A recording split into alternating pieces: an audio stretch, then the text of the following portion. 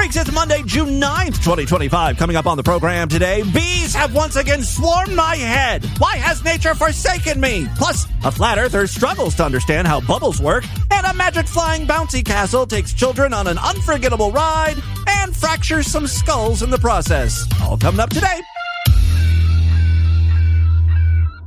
Distorted View Daily proudly presents Getting Raped to Christmas Music.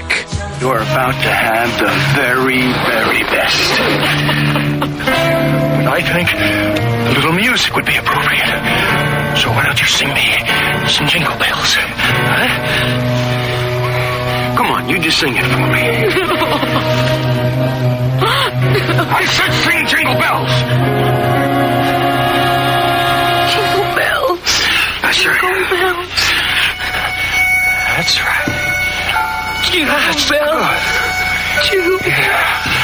Yeah, music is always good for falling.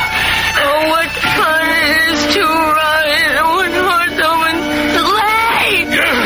Jingle bells. Jingle bells.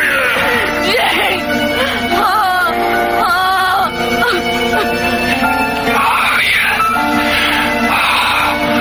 Jingle all the way. It's Distorted View Daily with Tim Henson. Why does man have to have such a sweet rectum? Welcome to 1-800-ASSHOLE. Mrs. Butterworth is twice as thick, and it's made with Horse urine. Crystal meth loosens up your butthole.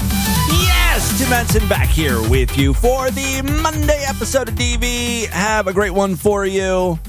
Going to take just a second at the top of the show to let you know that this week and probably some upcoming weeks as well, things are going to be a little bit different. We're going to do some shorter episodes of DV. I'm shooting for, 15 to 30 minute episodes. There might also be some days where there's just inexplicably no show or a best of program without me introducing it. Not exactly sure how it's going to all play out. It's not the most professional way to run a podcast, but when have I ever been professional? The reason for this, as some of you could probably guess, has to do with Mama Henson. We finally got her biopsy results, and not great. Pretty much like the worst results you could get.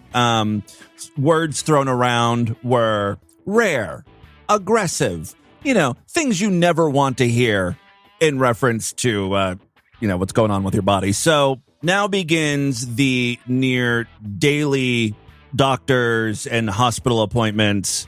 And thankfully, I've got siblings up in Ashtabula, but they have jobs too, so they can't be everywhere at every appointment or whatever. So obviously, your boy Timmy Boo is going to step up.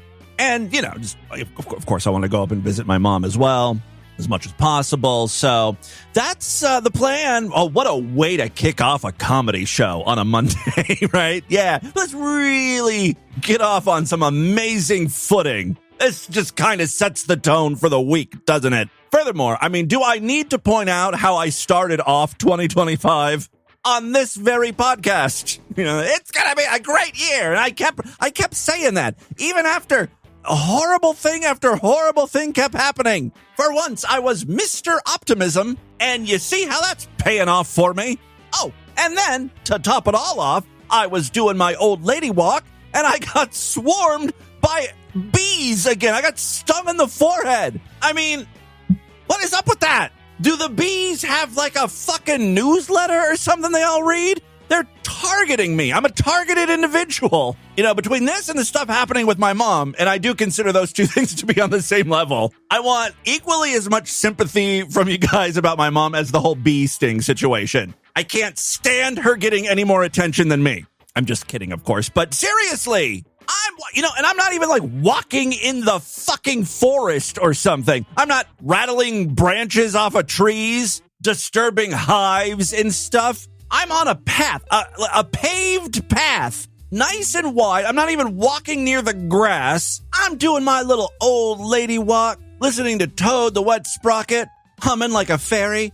Walk on the ocean, step on the stone, and all of a sudden, it's like my vision is clouded by a sea of blackness. There's just these little black dots buzzing around my face.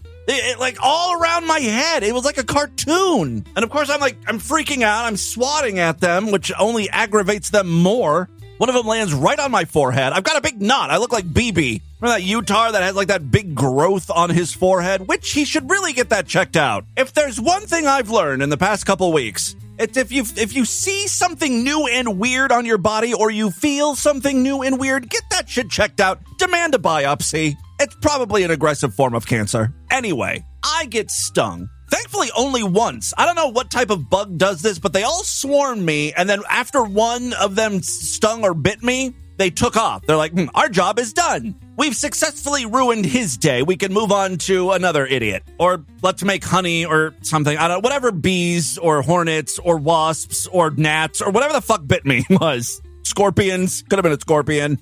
I don't know a lot about nature. Are there winged scorpions? If so, I'll probably get attacked by one this year. Thanks, 2025. Anyway, right after I get stung, I'm like, I'm done. I just want to pack it in and go home. But I'm so far away from my car. I'm like 3 miles away from my car as it is. I might as well just keep going on my walk. What's another couple miles? So the whole rest of the walk, I'm fuming, cursing nature, and trying to figure out what it is about me that makes stupid little things want to sting me in the face. I'm not a bad person, for the most part, setting aside anything I may have done or said on this podcast. But in real life, I'm a good person, especially to animals and nature. You heard my whole saga with the mice in the house, trying to keep them alive. In the middle of winter, right? I'm worried that the mice are going to be too cold outside, so I keep them in the house. Now, devoted listeners of the show know how that story ends. I drowned the mice by accident. But my heart was in the right place. I just have this feeling that animals can communicate with one another, and word has gotten out. I am nature's most wanted. They've put a hit out on me. There's like a bounty on my head or something. I'm very concerned. One more reason I hate leaving the house. Seriously, are there any doctors or healthcare professionals that can just sort of prescribe me Ozempic because of debilitating diabetes or something? Like something that the insurance would cover. Then I could just get on that injectable, lose weight, and not have to keep going outside and power walking like a fucking old lady, desperately trying to shed a few pounds so I look like a human being, not some sort of Dungeons and Dragons style ogre. Oh, I wish something good would happen in 2025. Let's turn this year around.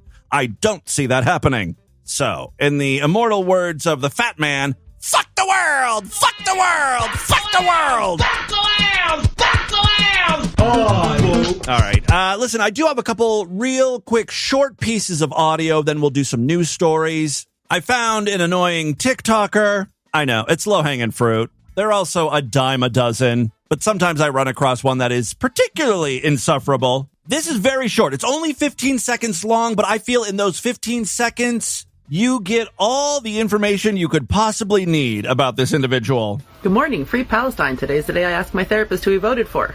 Red, I quit. Blue, we have a hard discussion. Third party, we get some ice cream. All right, not to take away from the plight of the Palestinians, horrible things are happening in the Middle East, but the video has nothing to do with that. She starts every video by screaming, "Free Palestine!" And it's like, what do you think that's accomplishing? The people your videos are reaching, they're not going to hear that and say, you know what, maybe I should do some more research into the Israel-Palestine conflict. You're saying this, you're screaming this for yourself, to make yourself feel good. I'm a good person. Great. Nothing you said is going to save a Palestinian baby's head from being blown off or whatever. Not trying to, be insensitive to the poor Palestinian people. I just want this idiot to know she's not doing anything to help them. She's also not doing anything to help herself. This bitch needs therapy. Seems like she's trying to find ways to weasel out of her sessions. I can already tell you what the therapist is going to say to her when she asks him, who did you vote for, Trump or Kamala? He's not going to tell you. He wants to keep this relationship professional. That's like way too personal for a therapist to share. Also, he probably is aware of your bullshit. He knows where you're going with this. Again, this is all to make yourself seem like the better person. You want everyone to know Republican, bad. Democrat, not quite as bad, but still bad. They're still too right-wing. She's obviously like a super radical left. Quit. Blue, we have a hard discussion. Third party, we get some ice cream. All right, so now we're going to fast forward to after her appointment. Not really, that'd be inappropriate. You know what I mean. Well, all he would say was that he's not political. Oh, surprise, fucking surprise. Who could have seen that coming, aside from anyone who is not mentally ill? Well, all he would say was that he's not political. So that's that. I'm not in treatment anymore, fuckers. Some comments include, that was the best day of the therapist week. A lot of people echoed my sentiment. It would be inappropriate for him to discuss his political opinions. You are not friends. He is a professional therapist. As a cock-smoking fairy, I have to say, I understand the concern of, like, having a hardcore MAGA person be your therapist when those people tend to hate your guts. But not everyone who voted for Trump is a hardcore MAGA. You know, like 50% of the population voted for Trump. Some of those people voted for him just for the economic reasons, right? They thought he would be good for the economy, whatever. It seems like the therapist was like treating you with respect and not trying to get you to change. He wasn't like suggesting you go to conversion therapy. I'm assuming this person is trans or lesbian or something. Just a shot in the dark there. But like, if he was saying to you, you know what, you might want to think about going to church and repent, you know, that would be a big clue that you might want to get a different therapist. But it doesn't seem that his political beliefs, one way or the other, was influencing the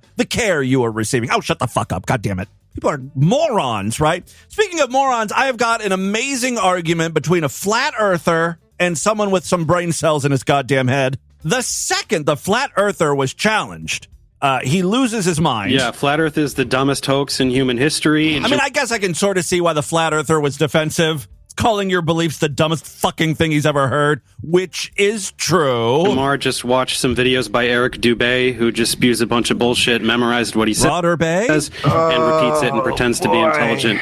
Instead, everything you say is so insanely stupid and can be disproven with, like, middle school level physics. Really? So I want you to show me where water sticks to the outside of a ball as it spins. It doesn't go to the equator of the ball and spin off. I heard what you said. Show me a working model. Hang on. You said something very Show me a working model.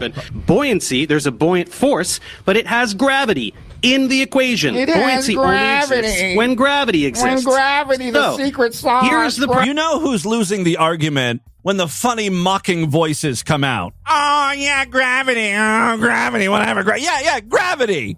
Gravity's kind of a big deal. Problem with your density bullshit. The air is less dense above the object, too. So why the fuck don't things fall up?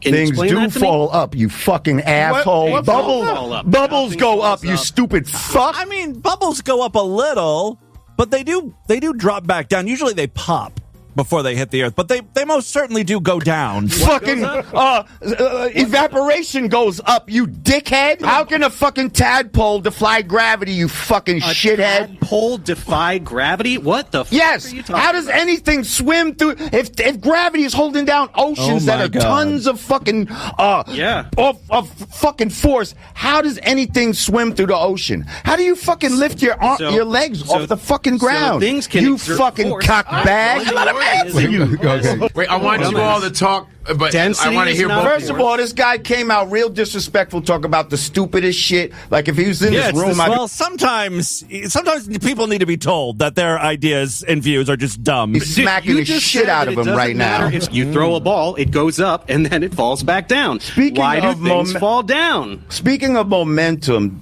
do things No. Why do things fall down? Yeah. All right. Yeah, good question. Why do balls, when you throw them, go up and then come down? Speaking of momentum, do things No. Why do things fall down? Subject. Why don't things fall up? Why do things only fall down? Why do they? Why do things fall up? No. Why do things fall down only? Why don't they fall up? This is what he said. Ask.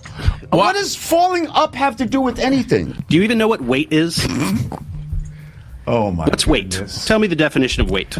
It's your fucking head. I'm going to fast forward a bit, but he never does give a definition for the word weight. Instead, a globe is presented, and my dude cannot wrap his mind. He's like, look at this thing. How can you take this seriously? It's insane to think we're on this big, round, slanted thing. We just all slide off. Is towards the ground. But now look It's how towards the center of the earth. Look how it turns. Look how it curves, motherfucker. Huh? Look how the fucking shit is on the side and of if the you're ball. Here, down is towards the center of the earth. And But- if you're but you're here, standing down is towards on the the- center of but the earth. do And you if you're see how- here, and down if- is towards the center of the earth. That This is how doesn't- fucking no, dumb that you are. doesn't make This is how sense, you fucking fucking dumb asshole. you are. That's how imagine dumb a you globe? are. That shit don't make that no down. fucking sense. You think that He's pointing at a globe saying this shit don't make no sense. there's You're a on the magic side, down in and outer it's supposed space to be because tilted, you're imagining and a it's supposed to be globe on in an your house, axis. and you're This imagining shit is the fucking ground ridiculous. below Please the get this globe. clown out of That's here, why you please. think that there's a down All in right. space. Get this in clown out of reality, here. there's no fucking down. He's trying to get famous. Magically Okay, in you got space. famous off of me. Down is towards Get him the out of center here. of the earth.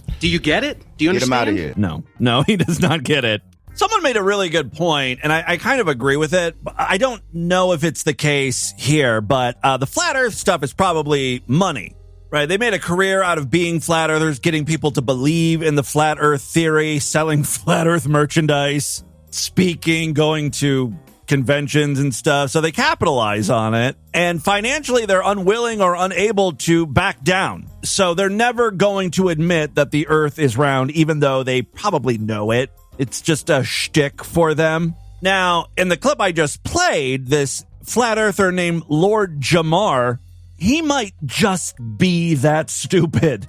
It doesn't sound like there's a lot going on upstairs. You know what I mean? Flat Earth meet smooth brain. All right. And with that, let's get into the crazy, bizarre twist of fucked up news right now.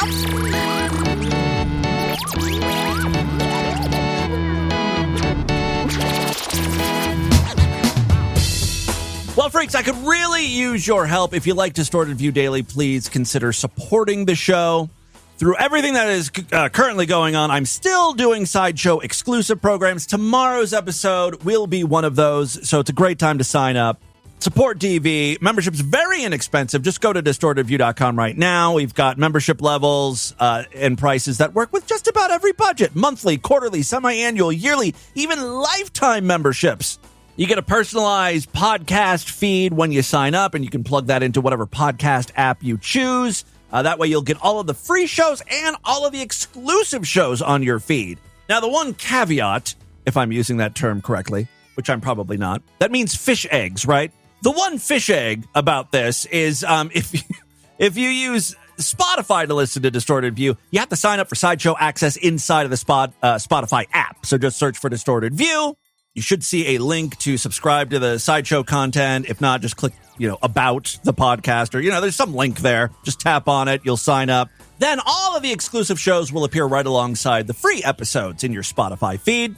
For Apple Podcasts, it's very similar, although you can sign up inside of Apple Podcast. That makes it very easy. You can pay with Apple Pay. Bing, bang, boom, you're in. Or you can sign up through our website, distortedview.com. So you're given a little option there if you're an Apple Podcast user. One final way to help support the show, we've got a Patreon account, patreon.com/distortedview. You can pledge as little as $1 over there. If you pledge at least $5, you get access to a special voicemail line where I will play your calls first. And yes, we've got some patron calls today. 2 very quick news stories. First up, I've told this before, but when I was considering starting to do Distorted View Daily for a living, I was working as I think my last job was a Medicare appeals processing person. I don't even know what the fuck I was doing. Something to do with Medicare, and old ladies would send in pictures of their torn up pussies, begging for approval for various procedures and stuff. It was a very bizarre job. I should have kept it just for the content. Anyway, as I was figuring out what to do, I said, look, if I can do Distorted View Daily for a living, that would be great. All I need to do is make the same amount of money as I'm making at this shit job. That, to me, would be worth it. But believe me, it was a crappy job. I wasn't getting paid a lot. But if I could, make that same amount of money and actually do something I love doing, that would be worth it. And thankfully, it worked out. I ended up making much more than I did staring at old lady cunt. And now, all these years later, I'm living in sin with a Cuban. We basically have a double income going on. I mean, life is good, right? Well, not exactly. Everything is way more expensive now. I'm sure you freaks know that. We do eat out a lot because we don't like to take the time to make food. So that's on us. But still, we're kind of living as if it's still 2010, where if we want to go grab something to eat, anything over $10 is a lot of money in our opinion. I can't believe, I go to Culver's, which is a fast food place. You get a butter burger, a drink, and fries or curds or whatever, and it's like $13 or $14 for a value meal, and it blows my mind. Every single time, Lord Douche is like, we could have gone to a sit-down restaurant for this. We used to go to Indian buffets a lot because Lord Douche loves Indian food, and at the time, I'm sure I talked about this on the show, I was like, ugh, it's okay, but then you leave and you're reeking of curry. And I was always like a take it or leave it Indian buffet guy. I'm like, do we have to go there? Anyway, the buffet used to be like, $10 a pop. They've jacked that price up to $17 a piece. Then after tip, you're looking at $40. That's a lot for me. I think for most people, they're just like, oh yeah, that's what it costs to go to lunch now. I have officially turned into my father, where he just can't comprehend the idea of what things cost now. My dad, God love him, also was a notoriously bad tipper. He'd leave $1 or $2 when we'd all go out to dinner as a family. And this was like in the 90s. When we'd all get up to leave, my mom would be like, oh, I forgot my purse. And she'd go back and lay down another $5 or something. Anyway, the point of all of this is to say, I love the idea of DoorDash and Uber Eats. I can't get past having to pay delivery charges and tips, turning I guess now $13 value meal into something that's going to cost me $25, $30. I can't do it. I will drive 25, 30 minutes to the restaurant myself and pick up the food. I'll do it in the middle of rush hour. I get it. I'm a lazy person. I love convenience. Economically, though, I've got a real problem with that one. And it seems like everyone is using Uber Eats and DoorDash. Do you guys use it on a regular basis? Am I just a poor? I think people who can't even really afford DoorDash, they're using DoorDash. Like this story I have for you today. It was a long roundabout way to get to this first news story, huh? I took you on a little adventure. Frustrated over not receiving a cash tip for a $100 delivery, a DoorDash driver reportedly returned to a Vancouver, Washington home the next morning, and guess what? He brought a different type of delivery in the form of a handgun. Gratata, indeed. I have seen where people who order on DoorDash see that there's a delivery fee and they assume that's a tip. Like that delivery fee is going to the Uber driver or DoorDash driver, which is not the case. That's just DoorDash, the company, making some money. According to a police report, 59-year-old Robert DeLant showed up unannounced at the home of 19-year-old Kiana Korenkov last Thursday, loudly demanding the tip he felt he was owed. Korenkov told the police the man was aggressive and confrontational. I'm so unfamiliar with the world of DoorDash, I don't even know what an appropriate tip is for a DoorDash driver. Is it the customary 15 to 20%, like we'd be tipping our servers? Is it like a standard $5 to $10 tip? These are simply problems Europeans don't have to deal with. The situation escalated when Korenkov's father, 55-year-old Anthony Volino, asked DeLant to leave. The two men got into a scuffle, during which the man allegedly reached for a holstered Ruger handgun at his side. Volino told officers he managed to grab the weapon and push DeLant to the ground. Volino also said he smelled alcohol on the driver's breath and feared for his life once he saw DeLant go for the firearm. After being disarmed, DeLant drove off in his Kia Soul. Aww. This guy is forced to drive a Kia Soul. Give him a tip. He needs tips. No one should be forced to drive a Kia Soul. DeLant drove off in his Kia Soul, but soon after he called 911 to report that he had been cheated out of a tip. People will just call 911 over anything. A blocked parking spot, tips people feel they've been cheated out of, anything. Yes, and he returned to the residence. Oh, that's what he told 911. He claimed he was pushed. Police say DeLant admitted to drinking alcohol at home before driving to the property. Working up some courage there. I shouldn't have come back, he allegedly told responding officers. DeLant also claimed he only lifted his shirt to reveal the gun after being confronted. I really wasn't going to shoot him. I wanted to threaten to shoot him. Footage from a home security camera reportedly captured the confrontation and the struggle over the firearm, which ended with Volino holding the gun and DeLant on the ground. Police arrested DeLant on charges of assault, harassment, and DUI.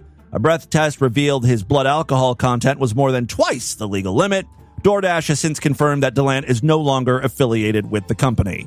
If you'd like to employ his services, though, he is signed up with Uber Eats. There's plenty of other shitty delivery companies you can drive for. All right, final story we have for you. What began as a cheerful fundraising day. I love the way these stories start. Like, something horrible is going to happen to this charity. All right, what began as a cheerful fundraising day at a South African primary school turned into a terrifying scene when an inflatable play structure was lifted into the air by a sudden gust of wind. Who doesn't know you have to anchor those bouncy castles to the ground? I hate to say it, but you deserve what you got here. Yeah, the bouncy castle was lifted into the air by a sudden gust of wind, and guess what? Children were inside it. It sent children flying and leaving 2 seriously injured. My audience loves hurt children. The incident occurred at Laerskool Proterif in, oh my God, Krugersdorp, Gauteng province. Doesn't sound like South Africa. Sounds like Shenzhen province over there in China. Anyway, this all happened during a weekend event attended by over 1,000 students, parents, and community members. Witnesses say 2 children were thrown nearly 40 feet into the air after strong winds caught an unsecured bouncy castle. Disturbing footage. There's footage from the event. I'm going to make this an animated GIF if I can. Today's featured image over there at DistortedView.com and SuperFreakSideshow.com. Disturbing footage from the event shows stunned onlookers screaming as the inflatable rose skyward. One video captured a panicked staff member watching in horror as a child lost their grip and plummeted downward, landing directly onto a group of parents who rushed forward in a desperate attempt to catch them. Thanks to the quick reflexes of the crowd, the child survived the fall but sustained serious injuries. Both she and another student were transported to a nearby hospital. One child suffered a fractured skull, Jesus, while the other sustained a broken arm. It remains unclear how many other children were inside of the inflatable. Oh, you mean there may have been more in there who didn't fall out? What a fun ride for them. I'm assuming when the bouncy castle lands, it's still like inflated and bouncy, right? So that should cushion their fall. It's unclear how many managed to stay inside until it landed roughly 50 feet from where it took off. While the school's principal has not made a public statement, a message posted on the school's Facebook page confirmed the injuries. It noted that the child with the broken arm was released from the hospital the very same day, while the other student was discharged 3 days later. It takes a little longer to piece together broken skull fragments, like a puzzle. Both are receiving trauma counseling along with classmates who witnessed the event. Trauma counseling for the kids who weren't even in the castle? We really have gone soft. I'm sorry. I know I probably sound like a broken record at this point because I've mentioned it a few times on the podcast, but when I was in middle school, our school bus in the middle of winter collided with another car. There was a huge car accident. It killed the person inside who happened to be a high school student. The bus was totaled. It was a head-on collision. The student, the high school student, hit like an icy patch on the road and veered right into the school bus. And we were going, 35, 40 miles an hour. Then we had to stand out in the freezing cold and look at the wreckage. They still made us attend class that day. We just got on another bus. There was a short announcement. They didn't even give us the day off. That's the thing I can't get past. I really, we should have got a freebie on that one. The least the school could have done. There's no trauma counseling for us. You know what my trauma counseling would have been? Going home early and watching The Price is Right. That would have been so healing for my mental state. Instead, it has stuck with me. I keep talking about it here on the show. It's apparently done some lasting damage to me. All right. Quote, we are extremely grateful to report that both learners have been discharged from the hospital. They and their peers have been provided with the necessary trauma support. We deeply appreciate the community's prayers, help, and positive energy. An eyewitness who has children enrolled at the school recalled the frightening moment. Quote, I was at a food stall when I heard screams. I turned and saw this bright inflatable shooting into the sky. Then I watched, horrified, as the kids started falling. I thought they were gone. She added, it wasn't especially windy that day, just one powerful gust. Authorities are reportedly reviewing safety measures in place during the event, including how the inflatable was secured. I can already tell you, it was not secured very well. That, my friends, is your Distorted News for Monday. Let's do a couple voicemails and get the hell out of here. Love to hear from you freaks, and there are many ways to contact the show. Show at DistortedView.com. I'm all over social media at DistortedView on Twitter and Instagram. Now would be a great time to call in. If you've got a fun story, something that you've been meaning to call in about, That'll really help me in the next few weeks to rely on you guys to give me content. Let's try to make things easy for Timmy Boo, okay? So, yes, if you've got a funny or embarrassing, a really embarrassing or cringy story, call into the voicemail line. I don't remember what the name is of this redonkulous-ass show with a quad of 4 people who really probably shouldn't fucking be parents of anybody. Oh, are you talking about Poly Family? Check this shit out. I heard that we talked about it. I don't know if it was on a Sideshow exclusive program or not, but I went through the whole thing with the Poly Family. Lord Douche and I have been watching it. It's this ridiculous show about 4 people in a relationship together. It's really just the guys fucking the women. The guys don't fuck each other and the women don't fuck each other. Whatever. I heard that originally they planned to do 8 episodes. The first season was going to be 8 episodes, but after everything that has gone down with the weird allegations against one of the fathers and just how creepy the show is, they knocked it down to 6 episodes, and I think it's pretty much over with. I think all 6 aired. TLC dumped the last 2 episodes on the same night. Because who the fuck gets butthurt when you tell all the other parents what the blood type is of your kid so that, in case there's an emergency, you can tell the emergency room doctors what the fucking blood type is of your kid. Right, exactly. So that's one of the plot points of the show. One of the bitches was pregnant. They didn't know who the father was. They didn't want to know. And then afterwards, they went to the doctor, just for a baby checkup. And among the information that was revealed was the blood type of the baby. And one of the guys sent a mass message to the rest of the group, letting them know what the baby's blood type was.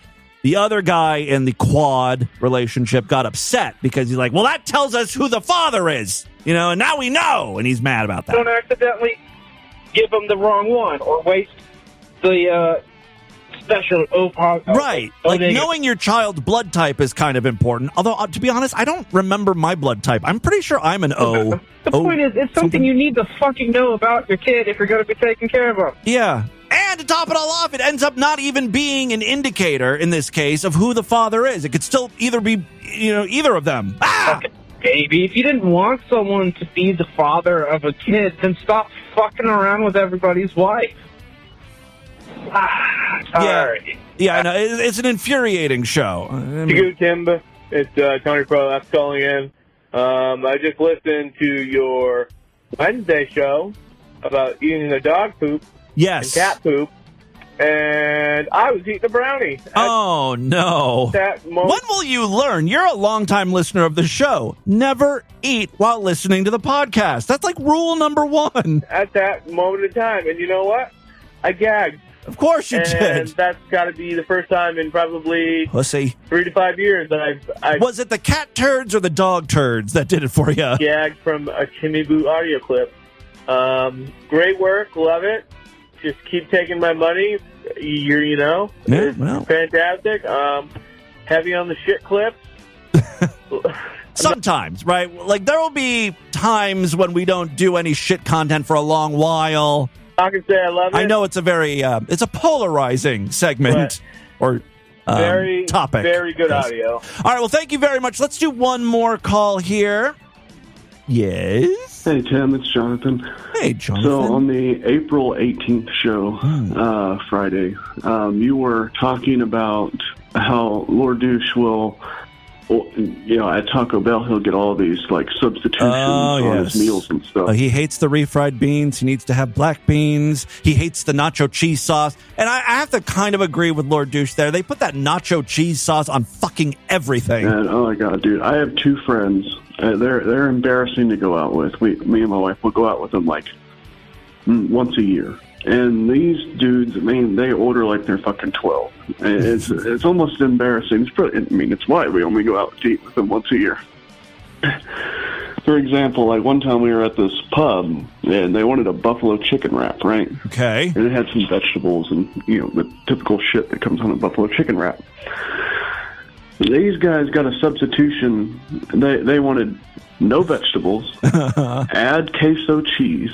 Okay. Add bacon. Oh. And they want a ginormous, not a typical dipping sauce bowl, like a little plastic cup size bowl of ranch, a ginormous bowl of ranch, so they could dip their wrap in like it's a fucking chip, I guess.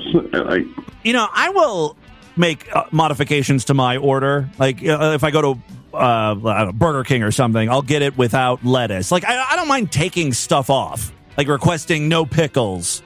But I am cognizant of the fact that this is fast food, and if there's like a 50% chance I'm going to get the burger anyway with lettuce, it's fine. I can pick it off.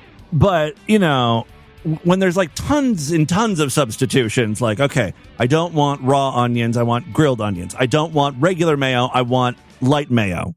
Swiss cheese for American cheese. I don't want the regular pickles, I want the thick crinkle pickles. You know, is it every time you do that to an order, you exponentially increase the odds that something's going to go wrong. And if you're okay with it, if you understand that it's probably going to be wrong, that's one thing. But then, you know, if any wrong part of the order is going to result in you complaining and having to have the whole thing made again, then it just becomes a lot of bullshit and hard work, and I'm not down with that. Another time we were out with them, and they did the same thing with a quesadilla, a steak quesadilla. Take everything off except the steak and cheese. Add queso cheese, which isn't even an option on that place's menu. Add queso cheese and bacon and fries, and then 2 brisket tacos with queso. And I'm like, Jesus, guys! I know. No wonder both of y'all are part of those, part of the fatties. Yeah. So, yeah, it's just, I can't stand it when I'm out with people and they get a shit ton of substitutions because, yeah, the places fuck up. They're going to fuck up the order. Right. Anything out of the norm.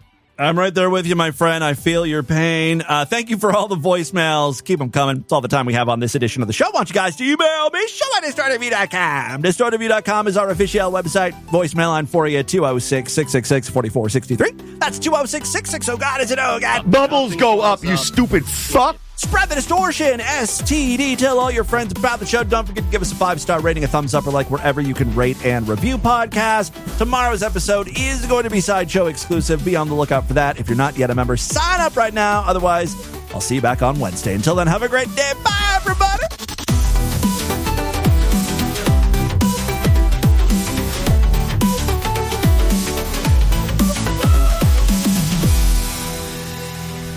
We'll do it live. Fuck it. Do it live. I'll write it and we'll do it live. Fucking thing sucks. This has been another excellent podcast from the Scribe Media Group. Learn more at scribe.net.